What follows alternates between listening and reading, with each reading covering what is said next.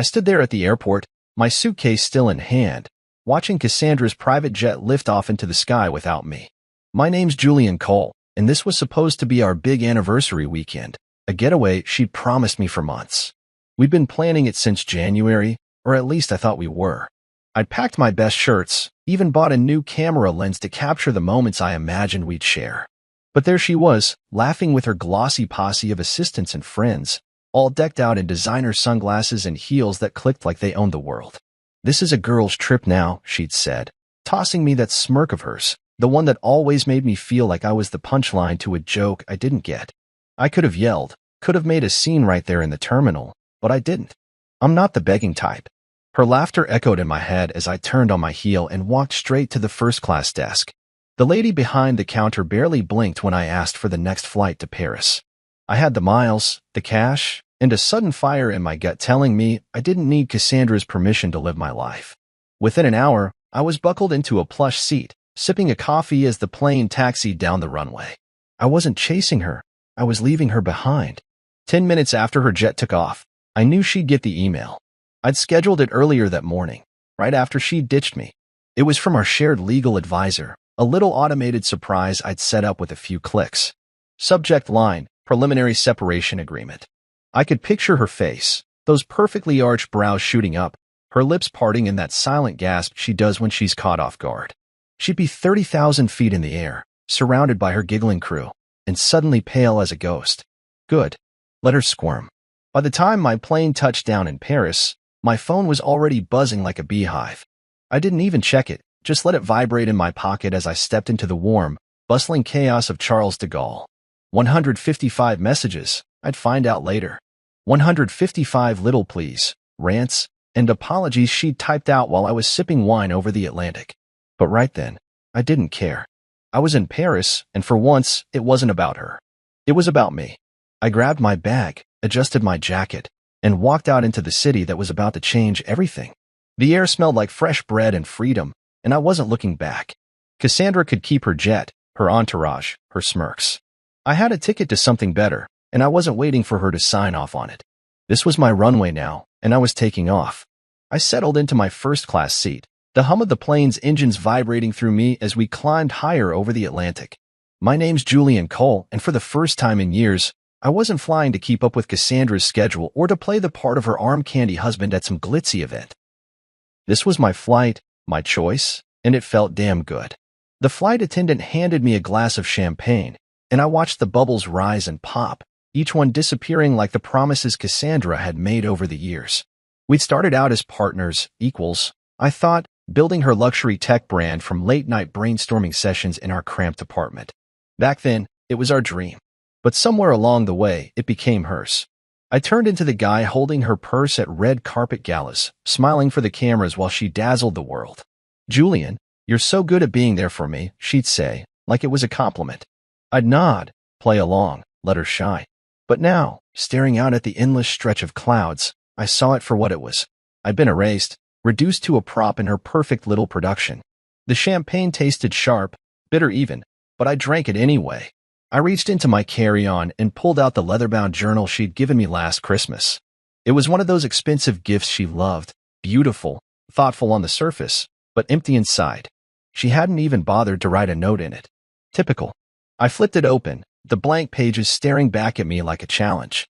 My pen hovered for a second, then I pressed it to the paper and wrote the first words that felt like they belonged to me. Julian's Paris. Not hers. It wasn't poetry, but it was mine. And that was enough. I leaned back, letting the words sink in. Paris wasn't just a destination now, it was a declaration.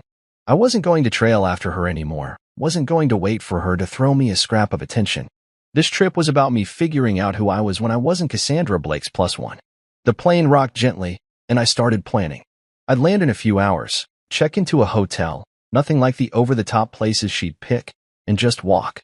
No itinerary, no press calls, no one telling me where to stand or what to say. I'd wander the streets, eat whatever smelled good, maybe dust off my camera and take some pictures for myself, not for her Instagram. The thought made me smile, a real one, not the practice grin I'd worn for years. I glanced at the journal again, tracing the words with my finger. Julian's Paris. It sounded like freedom. I didn't know what I'd find there. Maybe a cafe with strong coffee. Maybe a quiet corner to think. Maybe even someone who'd see me, not her shadow. The idea of not being alone for long flickered in my mind, but I pushed it aside. This wasn't about replacing her. It was about reclaiming me. The flight attendant came by again, offering a warm towel, and I took it, wiping my hands like I could scrub off the last decade of playing second fiddle. Outside, the sky was turning pink and gold, the sun dipping below the horizon. I didn't check my phone, didn't want to see her messages yet. Let her stew, let her wonder where I'd gone. For once, I wasn't the one waiting. I closed the journal, tucked it back into my bag, and finished the champagne. The plane leveled out, steady and sure, carrying me toward a city I'd always loved but never truly explored on my own terms. I didn't need her jet, her plans, her approval. I had a seat, a pen, and a clean slate. Paris was waiting, and I was ready to meet it, not as Cassandra's husband, but as Julian. Just Julian. The guy who'd finally stopped ghosting himself. I stepped off the plane at Charles de Gaulle, my legs stiff from the flight, but my mind buzzing with something I hadn't felt in years, possibility. My name's Julian Cole, and I was in Paris, not because Cassandra dragged me here for some photo op, but because I'd chosen it. The airport was a blur of voices, French, English, a dozen other languages mixing together, and I moved through it like a man waking up from a long sleep. I grabbed my bag from the carousel, slung it over my shoulder, and headed for the exit, ready to breathe in the city. But before I could get far, a voice called out, smooth and familiar. Julian Cole, as I live and breathe. I turned, and there he was, Marco Levant, leaning against a pillar with that easy grin of his. Marco was one of Cassandra's old investors, a sharp guy with a knack for turning a profit and a reputation for not taking her crap. He pulled out of her company a couple years back, something about creative differences, and now he was her biggest rival in the tech game. Marco, I said, shaking his hand. What are you doing here? He chuckled, adjusting the cuff of his tailored jacket. Same as you, I'd guessed getting out from under her thumb. I heard about the airport stunt. Classy move, by the way. I smirked, not sure how he knew already, but Marco always had his ear to the ground. Yeah, well, I wasn't about to cry over it.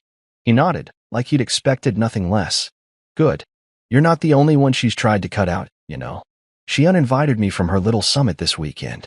Thought I'd crash it anyway. He reached into his pocket and pulled out a cream-colored envelope, handing it to me. You should come too. She's headlining, or was supposed to. Be a shame if she didn't see some familiar faces in the crowd. I took the invitation, flipping it over in my hands. It was for a tech summit in Paris, one of those exclusive events where CEOs and big shots patted each other on the back. Cassandra had been prepping for it for weeks, rehearsing her keynote speech in our living room, while I nodded along like a good husband. She doesn't know you're coming, does she? Marco asked, his eyes glinting with mischief.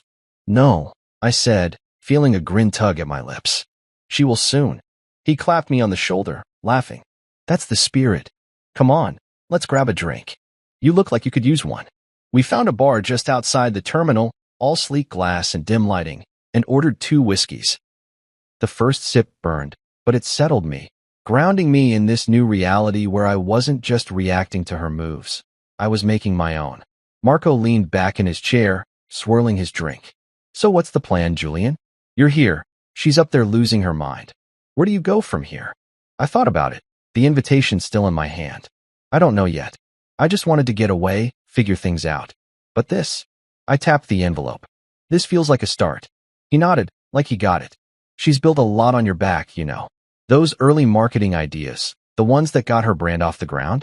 I remember whose brain they came from. I looked at him, surprised he'd bring it up. That was a long time ago. Doesn't mean it's not still true, he said, taking a sip. She's good at taking credit. You're good at letting her. Maybe it's time to change that. The words hit me harder than I expected. I'd spent years telling myself it didn't matter, that I was happy supporting her, being the guy behind the scenes. But sitting there with Marco, the whiskey warming my chest, I realized how much I'd let slip away. Paris wasn't just a getaway anymore. It was a chance to take something back. We finished our drinks, and Marco stood, tossing some euros on the table. See you at the summit, Julian. Don't let her off easy.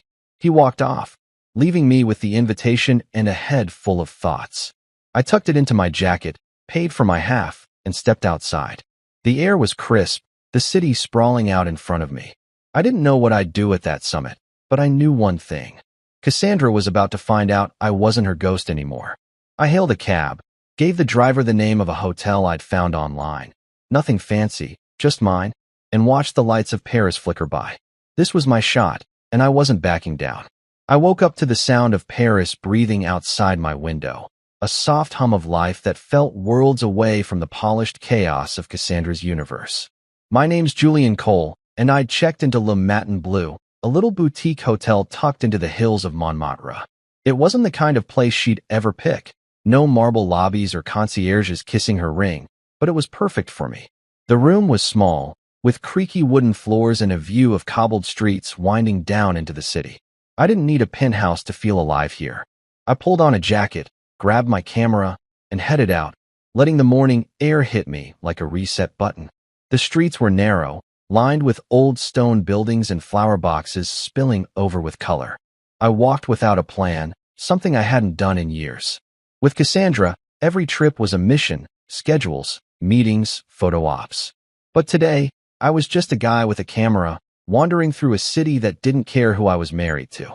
I stopped at a cafe, the kind with wobbly tables and waiters who didn't rush you. The coffee was strong, the croissant flaky and warm, and I sat there watching people go by, artists with sketch pads, old men with newspapers, kids chasing pigeons. No one asked me about her latest product launch or told me to smile for a picture. It was just me in the moment, and I felt my shoulders loosen for the first time in forever. After breakfast, I headed toward the art district, the camera slung around my neck like an old friend I'd forgotten I had. Photography used to be my thing, back before Cassandra turned it into a punchline. "It's a cute hobby, Julian," she'd say, like I was a kid playing with toys. I'd stopped bringing it up, stopped carrying the camera unless she needed a shot for her feed. But here, in Paris, I lifted it to my eye and started snapping street corners, cracked walls, a woman selling flowers from a cart. The world looked different through the lens, sharper, like I could hold onto it instead of letting it slip through my fingers. A couple of locals noticed, an older guy with a beret and a woman with a scarf tied just so. "You're a photographer?" the guy asked, his English rough but friendly. "Just for fun," I said, lowering the camera. "Beautiful city you've got." He grinned, proud, and they started asking about the gear, the shots I like to take. Not once did they mention Cassandra or her brand. It was like I'd stepped out of her shadow and into my own skin. That night, I followed a flyer I'd seen pinned to a cafe wall, some rooftop exhibition in the neighborhood. The place was strung with lights, the air thick with chatter and cigarette smoke. I wandered through, sipping a glass of cheap wine, looking at sculptures and paintings that felt raw, real. Then I met Genevieve Thorne. She was standing by her installation, a mess of wires and screens flickering with images that broke apart and came back together. She had dark hair pulled into a loose bun, paint smudged on her cheek, and eyes that locked onto you like she could see right through. "What do you think?" she asked, nodding at her work. "It's like it's falling apart and starting over at the same time," I said, not sure if that made sense. She smiled, a slow, knowing thing. "That's exactly it. Erasure and rebirth. You get it." We talked for a while, her voice soft but steady. She told me about the piece, how it was about shedding old versions of yourself to find what's underneath. "Sometimes you have to disappear to finally be seen," she said, and it hit me like a punch. I'd been disappearing for years, fading into Cassandra's spotlight, but maybe I didn't have to anymore. I told her about my camera, how I'd picked it up again that day, and she nodded like she understood more than I was saying. "You should come back tomorrow," she said. "There's a workshop. Bring your photos." I left the rooftop with her words rattling around in my head, the city lights blurring below me. Montmartre felt like a liberation, every step pulling me further from the guy I'd been. I didn't need Cassandra's approval or her private jets. I had a camera, a coffee-stained map, and a stranger's invitation to keep going. Paris was mine now, and I wasn't letting it go. I got back to Le Matin Bleu after that rooftop exhibition, my head still spinning from Genevieve's words and the way Paris had started to feel like mine. My name's Julian Cole, and I'd been running on adrenaline all day, walking the streets, snapping photos, talking to people who didn't know me as Cassandra's husband. The hotel room was quiet, just the soft creak of the floorboards and the distant hum of the city outside. I tossed my jacket on the chair, kicked off my shoes, and sank onto the bed, staring at the ceiling. My phone sat on the nightstand, dark and silent. I hadn't turned it on since the airport, hadn't wanted to deal with whatever Cassandra was throwing at me. But something pulled at me now, curiosity, maybe, or just the need to see how far she'd unraveled. I picked it up, pressed the power button, and waited as it buzzed to life. The screen lit up, and there it was, 155 messages. A wall of notifications, all from her. I scrolled through, not opening them yet, just watching the previews stack up like a train wreck I couldn't look away from. The first few were smug, classic Cassandra. Still at the airport? One read. You're being dramatic, said another. I could hear her voice in my head, that sharp little laugh she'd let out when she thought she'd won. She probably sent those right after her jet took off, sipping champagne with her crew, thinking I'd just sit there and wait for her to come back. By message 20, the tone shifted. Where are you? She'd written, no smirk in that one. Then, a few later, Julian, answer me. I kept scrolling, the words blurring together. By 45, she was pissed. What the hell did you do? That must have been when the email hit, our legal advisor's little gift about the separation. I smiled to myself, imagining her flipping through her inbox at 30,000 feet, her perfect nails tapping the screen harder with every word she read. The messages kept coming, a flood of her losing control. You can't do this to me. She wrote at 96, like I was the one who ditched her at an airport. Then the apology started. Julian, I need to talk to you. Please, came at 124. I'm sorry, she said at 142, and I almost laughed out loud. Cassandra didn't say sorry, not unless she was backed into a corner. The last one, 155, hit different. We need to fix this. No demands, no snark, just a plea. I stared at it for a long minute, the screen glowing in the dim room. My thumb hovered over the reply button, but I didn't press it. What was there to say? She'd left me standing there, laughed about it, and now she was scrambling because I'd finally stopped playing her game. I turned the phone off, the screen going black again, and set it back on the nightstand. Let her wonder. Let her sit with it. I wasn't her lapdog anymore, racing to fix things the second she snapped her fingers. I got up, walked to the window, and pushed it open, letting the cool night air roll in. Paris stretched out below me, all twinkling lights and quiet streets, and I felt something settle in my chest, peace, maybe, or power. She could send 1,000 messages, and it wouldn't change a thing.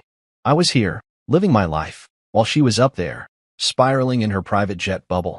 I grabbed my camera from the table, flipping through the shots I'd taken that day, the flower cart, the cracked wall, the old guy in the beret. They weren't perfect, but they were mine, and that felt better than any staged photo I'd ever taken for her. I thought about Genevieve's workshop tomorrow, how she talked about erasure and rebirth. Maybe that's what this was, me wiping the slate clean, letting Cassandra's avalanche of texts bury the guy I used to be. I didn't owe her an answer, didn't owe her my time. She'd figure out soon enough that I wasn't coming back to beg. I climbed into bed, the sheets cool against my skin, and closed my eyes. The phone stayed off, the messages unread. For the first time in years, I fell asleep without her voice in my head, just the sound of Paris whispering me into tomorrow. I woke up to sunlight spilling through the curtains of my room at Le Matin Bleu, the kind of soft glow that made Paris feel like a painting. My name's Julian Cole, and for once, I wasn't jolted awake by Cassandra's voice barking orders or her phone blaring with notifications. It was just me, the quiet, and a day I got to shape. I stretched, feeling the ache in my legs from yesterday's wandering, and smiled. Today was Genevieve's workshop, and I was ready to see where it took me. I grabbed a quick shower, threw on a sweater and jeans, and headed out with my camera and a few of the photos I'd printed at a shop down the street. Saint-Germain was a trek from Montmartre, but I didn't mind the walk. Every corner of this city had something to show me. The streets were alive with people, the air thick with the smell of bread and coffee. I stopped at a stall for a pain au chocolate, eating it as I went, crumbs falling onto my jacket. By the time I reached the workshop, a little studio tucked above a bookstore, I felt like I'd already lived a full morning. Genevieve was there, setting up screens and cables, her hands moving fast but sure. You made it, she said, glancing up with that half-smile of hers. Brought your soul to shred? I laughed, holding up my camera. Something like that. She waved me in, and I joined a handful of others, artists, mostly, with paint-stained fingers and quiet energy. The workshop was about digital self-portraits, she explained, but not the polished kind you post online. We're deconstructing ourselves, she said, her voice steady, taking who we were and breaking it down to find what's left. I nodded, not totally sure what that meant, but ready to try. She handed me a tablet hooked up to a projector, showed me how to upload a photo and start pulling it apart pixel by pixel, layer by layer. I scrolled through my shots, then stopped on one Cassandra had posted months ago. It was us at some gala, her in a glittering dress, me half cropped out of the frame, smiling like an afterthought. She'd captioned it something about power couples, but I'd always hated how it looked, like I was barely there. I uploaded it, and the image flashed onto the screen, bigger than life. Genevieve leaned over. That's a good one to start with. What do you want to do with it? I didn't even think. Get rid of her. She grinned, showing me how to drag a tool across the screen, erasing Cassandra bit by bit. Her dress dissolved, her face blurred into nothing, until all that was left was me, half a figure, awkward and incomplete. But I wasn't done. I kept going, breaking down the edges, the background, the fake smile I'd worn that night. The pixels scattered like dust, and I rebuilt it, pulling my silhouette into the center, filling it out with lines and shadows from the Paris shots I'd taken. The gala faded, replaced by cobblestones and streetlights, until it was just me, standing whole. The room was quiet, everyone lost in their own work, but I felt Genevieve watching. That's you, she said, nodding at the screen. Not whoever you were pretending to be. I looked at it, my shape, my city, no trace of her. Yeah, I said, my voice low. I think it is. We spent hours there, tweaking and tearing apart, the air buzzing with this strange mix of focus and release. I didn't just stop at that one. I pulled up other photos, old ones from our life together, and shredded them too. A beach trip where she'd made me hold her bag, a dinner where I'd been stuck taking pictures of her food, gone. All of them, turned into something new. By the end, I had a series of images, each one a piece of me I'd forgotten. Genevieve walked over as I saved the last one. You just published your first piece of emotional honesty, she said, her eyes steady on mine. Feels good, doesn't it? I nodded, not trusting my voice. It did feel good, better than good. It was like I'd clawed something back, something she'd buried under years of her spotlight. I left the studio as the sun dipped low, the tablet under my arm, and those images burned into my head. Paris glowed around me, all golden and alive, and I walked back to the hotel with a lightness I hadn't known I could feel. Cassandra's world didn't own me anymore. I was undoing it, piece by piece, and building something real in its place. I stepped out of the cab into the cool Paris evening, the lights of the summit venue glowing ahead like a beacon.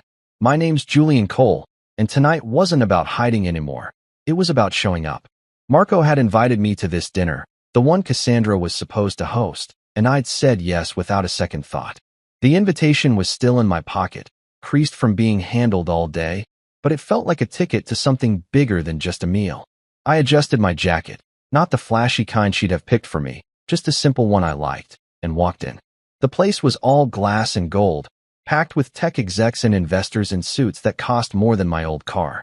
I scanned the room, half expecting to see her sweeping in with that queen bee smile, but she wasn't there. The table settings had her name on them, though, Cassandra Blake, keynote speaker. Guess she hadn't canceled yet. I found Marco near the bar, sipping a drink and chatting up some guy in a bow tie. He spotted me and waved me over. You clean up nice, Julian, he said, handing me a glass of something dark and strong. Ready to stir the pot? I took a sip, letting it burn down my throat. She's not here, is she? He shook his head, smirking. Not yet. Word is she's been off the grid since that email hit. Her team's scrambling. Before I could ask more, someone grabbed my arm. Lily Monroe, Cassandra's executive assistant. She was all nerves, her blonde hair slipping out of its neat bun. Julian, thank God, she whispered, pulling me aside. She's been spiraling since that legal thing dropped. She hasn't told anyone why she's not here tonight. I raised an eyebrow, keeping my voice steady. That's her mess to explain, Lily. Not mine. She blinked, like she hadn't expected that. You're not worried? No, I said, smiling just enough to throw her off. Let her tell her story. I'm telling mine. Lily stared at me, then nodded slowly, backing off as the crowd started moving toward the tables. I found my seat. Marco had made sure I wasn't stuck in the back, and settled in, the buzz of the room washing over me. The keynote was about to start, some stand-in guy fumbling through notes, when the MC stepped up instead.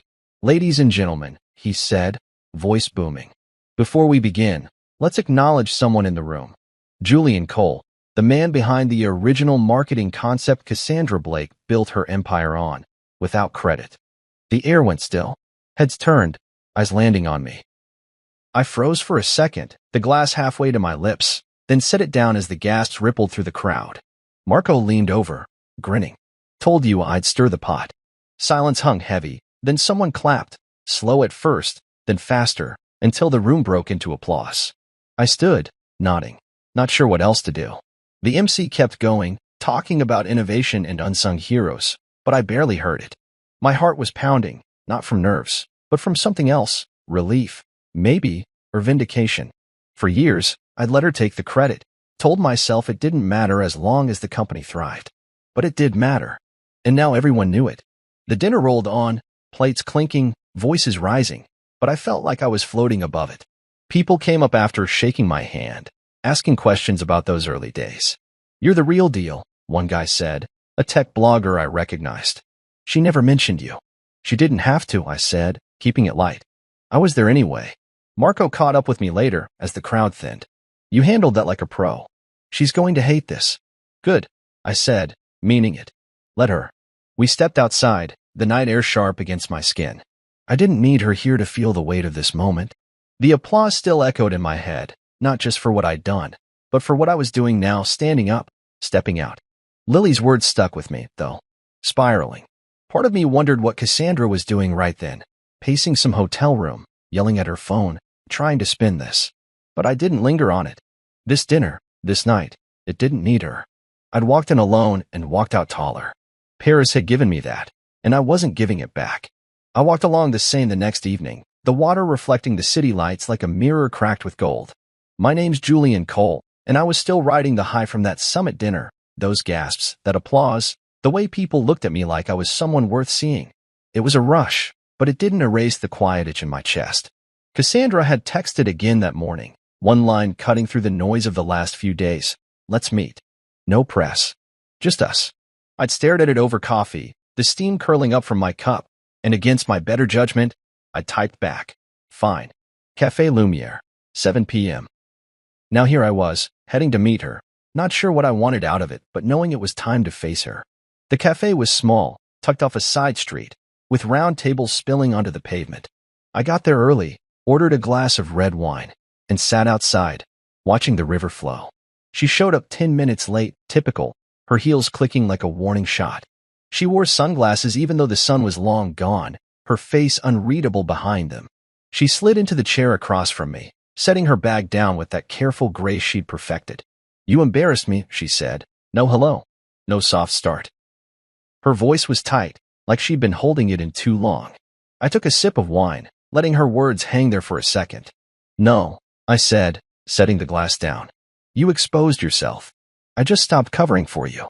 She pulled off the sunglasses, her eyes sharp and tired at the same time. That email, Julian. The summit. What are you trying to do? Ruin me? I leaned back, keeping my voice even. I'm not trying to do anything to you. I'm done playing your game, that's all. You left me at the airport, laughed about it. Did you think I'd just take it?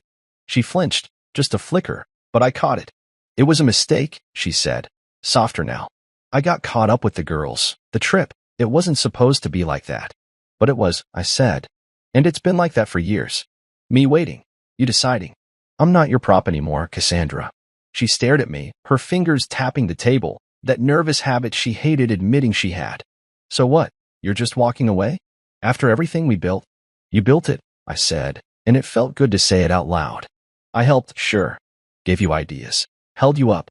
But you took the credit, the control, and left me in the background. I'm not asking for a medal. I'm just done pretending it's enough.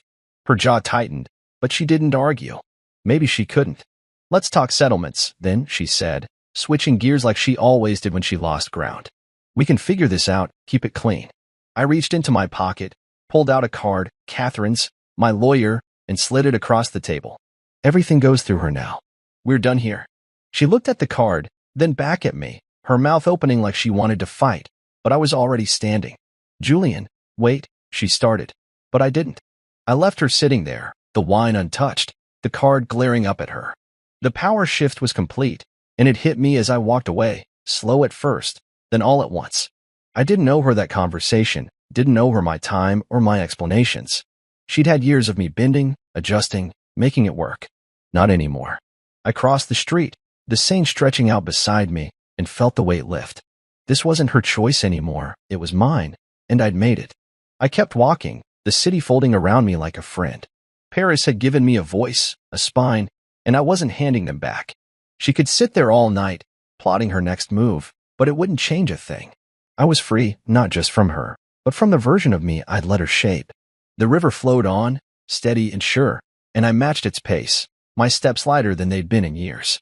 I woke up the next morning with the sun sneaking through the blinds of my room at Le Matin Bleu, a quiet energy buzzing in my chest. My name's Julian Cole, and after last night, leaving Cassandra at that cafe table, her voice fading behind me, I felt like I'd finally cut the last thread tying me to her world. I didn't check my phone, didn't care if she texted again. Today wasn't about her. It was about me, and I had an idea brewing. I grabbed a coffee from the hotel's little kitchen, the bitter taste waking me up as I sat by the window, watching Montmartre stretch awake. The streets below were already moving, vendors setting up, people shuffling to work, and I thought about those photos I'd taken, the ones I'd reworked with Genevieve. They weren't just pictures anymore. They were pieces of me, raw and real. What if I showed them? Not to Cassandra, not to prove a point, but for myself. I pulled out my notebook, scribbling down thoughts. Gallery, exhibit, Paris. By the time I finished my coffee, I had a plan. I called Genevieve, catching her just as she was heading out. "Hey, it's Julian," I said, pacing the room. "You know anything about renting gallery space?" She laughed, that easy sound that made everything feel possible. "You're serious?" "Yeah, I know a spot near Le Marais. Small, but it's got character." "What are you thinking?" "An exhibit," I said, the words solidifying as I spoke. "Those portraits I did at the workshop, plus the street shots from this week. I want to put them up." She didn't hesitate. "I'm in. Meet me there in an hour." I hung up, grabbed my camera and the printed photos, and headed out. Le Marais was a maze of narrow streets and old buildings, alive with galleries and cafes. The space Genevieve found was perfect. White walls, worn wooden floors, a big window letting in light. The owner, a gruff guy named Pierre, agreed to a short rental, muttering about crazy artists, but handing me the keys. Genevieve showed up with a toolbox and a grin, and we got to work. We hung the photos, my silhouette against Paris streets, the fragmented gala shot, the flower cart lady mid-laugh. I called it Uncropped, a name that felt right, like I was finally stepping into the frame. We worked all day, adjusting frames, tweaking the layout, until it looked like something real. By the next afternoon, we opened it up, nothing fancy, just a sign out front and word of mouth. People trickled in, locals mostly, then some tourists, their voices bouncing off the walls as they looked at my work. I stood back, watching them linger, point talk. A woman in a red coat bought the flower cart shot, saying it reminded her of her grandmother. A guy with a beard asked about the tech behind the digital pieces. It wasn't a mob, but it was enough. 2 days later, every print was sold. I couldn't stop smiling. Marco dropped by that second night, his suit sharp as ever. "Congratulations," he said, handing me a beer from a nearby bar. "You're a hit. By the way, she's been trying to buy back your shares in the company." I told her too late. I laughed, clinking my bottle against his. "She can keep scrambling. I'm good here." He nodded, looking around. "This is you, Julian. Not her shadow. You should see her face when she hears about this." I didn't need to. I could picture it, those perfect brows furrowing, her lips pressing tight. But it didn't matter anymore. The gallery was mine, the photos were mine, and the people who'd bought them saw me, not her. Genevieve joined us, her paint-splattered jeans a contrast to Marco's polish. "You did it," she said, nudging me. "Told you there was something honest in there." "Couldn't have without you," I said, meaning it. She shrugged, but her eyes said she got it. We stood there, the three of us, as the last visitors left, the space quiet again. I looked at those empty walls, the sold tags still pinned up, and felt full not just of pride, but of something I'd lost along the way. This was my passport to the real me, stamped and signed in Paris. I didn't need Cassandra's approval or her empire. I had this, and it was enough. I woke up on my last day in Paris with the kind of quiet that sneaks in after a storm, soft, steady, and mine. My name's Julian Cole, and I'd spent the week rewriting myself, step by step, photo by photo, until I wasn't just Cassandra's husband anymore. The room at Le Matin Bleu felt smaller now, like I'd outgrown it. My bags half-packed by the window. I didn't know where I'd go next, back home, maybe, or somewhere new, but I knew I wasn't the same guy who'd landed here. I grabbed my phone off the nightstand, the screen lighting up with one new message. It was from her, sent just after midnight. Do you still love me? I stared at it, the words sharp against the soft morning light. Cassandra, always cutting to the core when she was desperate. I could see her typing it, probably alone in some hotel suite, her nails clicking on the screen, waiting for me to cave like I always had. My thumb hovered over the reply button, a dozen old habits tugging at me. Say yes, smooth it over, give her something to hold on to. But I didn't. I pressed delete, the message vanishing like it had never been there, and set the phone down. No response, no punctuation, just peace. I didn't owe her an answer anymore. I got up, pulled on a sweater, and headed out, the city calling me one last time. The streets of Montmartre were waking up, bakers hauling trays, kids laughing on their way to school, and I walked with no rush, letting it all sink in. Paris had given me more than I'd expected. A camera rediscovered, a gallery sold out, a spine I'd forgotten I had. I ended up at a bookstore cafe near the Seine, a little place with mismatched chairs and shelves packed tight. I ordered a coffee, grabbed a new journal from the rack, plain, no leather, nothing fancy, and sat by the window, the river glinting outside. The pen felt good in my hand, steady, like it belonged there. I opened to the first page and wrote, Julian Cole, artist. No longer Cassandra's +1. No longer stranded. Just flying. The words came easy, no hesitation, no second guessing. It wasn't a grand story, just a start, but it was mine. I sipped the coffee, the bitterness grounding me, and watched the water flow. People moved past, tourists with maps, locals with bags of bread. And I didn't feel invisible anymore. I thought about the week. Marco's grin at the summit, Genevieve's quiet push at the workshop, the gallery walls bare from sold prints. They'd seen me, not her shadow, and that was enough to carry forward. My phone buzzed once, twice, but I didn't check it. Let her send whatever she wanted, apologies, threats, more questions. It didn't matter. I'd said everything I needed to by walking away, by building something here.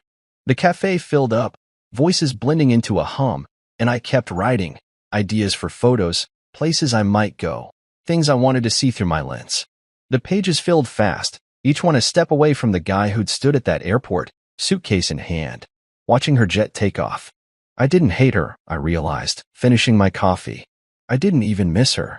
She was just a chapter ending, and this journal, this city, this me, was the first page of something else. I paid the bill, tucked the journal under my arm, and stepped outside.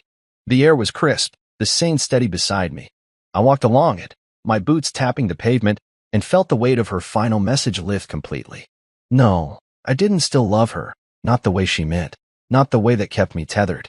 I loved this instead, the freedom, the quiet, the man I was becoming. I stopped at a bridge, leaned on the railing, and watched a boat drift by. Paris stretched out around me, its lights flickering on as the day faded. I'd fly out tomorrow, but I wasn't leaving empty-handed. I had a new story, a first chapter written in my own hand, and that was more than enough to take with me. I stood on that bridge over the Seine, the cold metal of the railing pressing into my palms, and watched the boat disappear around a bend. My name's Julian Cole, and this was my last night in Paris, a city that had taken me apart and put me back together in ways I hadn't seen coming. The air was sharp now, the kind that bites at your nose, and the lights along the river flickered like they were winking at me. I wasn't ready to leave, not really, but I knew I couldn't stay forever. Tomorrow I'd fly out, back to a life I'd have to figure out from scratch, but tonight was still mine. I pulled my jacket tighter and started walking again. No plan. Just the urge to soak up every last second of this place. The streets were quieter now, the crowds thinning as the city settled into itself. I passed a guy playing an accordion, the notes slow and heavy, and tossed a few coins into his hat. He nodded, not breaking the tune, and I kept going, the music following me like a shadow. I thought about that journal in my bag, the one I'd started at the cafe, the words I'd written, Julian Cole, artist. It still felt strange, calling myself that, but it fit better than Cassandra's husband ever had. I wondered what she was doing right now, probably back home by now, pacing our old living room, yelling at Lily or her lawyers. That last text of hers, "Do you still love me?" kept popping into my head, but not because I wanted to answer it. It was more like a ghost, a whisper from a life I'd left behind. I didn't feel guilt, didn't feel torn, just done. I turned down a street I hadn't explored yet, narrower than the others, with old lanterns casting pools of light on the cobblestones. A little bar caught my eye, nothing fancy, Just a wooden sign swinging over the door that said, Le Repos. Rest. Sounded good. I pushed inside, the warmth hitting me like a hug. The place was small, half full, with low ceilings and tables scratched up from years of use. I ordered a whiskey at the counter, the bartender pouring it without a word, and took it to a corner by the window. The glass was heavy in my hand, the amber liquid catching the light, and I sipped it slow, letting it burn its way down. A guy at the next table was sketching on a napkin, his pencil scratching quick lines, and I watched him for a minute, feeling the itch to pull out my camera. I didn't, though, just sat there, soaking it in. Then the door creaked open, and Genevieve walked in. She spotted me right away, her dark hair loose tonight, a scarf dangling from her neck. "Fancy meeting you here," she said, sliding into the chair across from me without asking. "Thought you'd be packing." I smiled, setting the glass down. "Thought I'd say goodbye to Paris first. What about you?" She shrugged, ordering a wine from the passing bartender. "I live here, but I like this place." "Good for thinking." We sat there, quiet at first, the hum of the bar filling the space. She looked at me, her eyes steady like they'd been at the workshop. "You're different now," she said, not a question. "Yeah," I said, nodding. "I feel it too." She sipped her wine, then leaned forward. "That exhibit, uncropped, it wasn't just photos, was it? It was you figuring out who you are." I thought about that, the way those images had pulled me out of Cassandra's frame. "Guess so. Took a while to see it." She smiled, small but real. "Most people don't. They stay cropped." We talked for hours about art, Paris, the way things break and mend. She told me about her next project, something with sound and light, and I told her about the journal, the idea of keeping this going wherever I landed next. The whiskey ran low, the bar emptied out, but we didn't move. It wasn't flirty, wasn't anything more than two people who got each other, but it felt good, solid, like an anchor in all this newness. When the bartender called last rounds, we stepped outside, the cold snapping me awake. "You'll be back," she said, pulling her scarf tight. "Paris doesn't let go that easy." "Maybe," I said, grinning. "Or maybe I'll take it with me." She laughed, waved, and disappeared down the street. I walked back to the hotel alone, the city quiet now, my breath fogging in the air. I packed my bags, tucked the journal in last, and lay on the bed, staring at the ceiling. Tomorrow I'd leave, but tonight, I was still here, still Julian, still flying.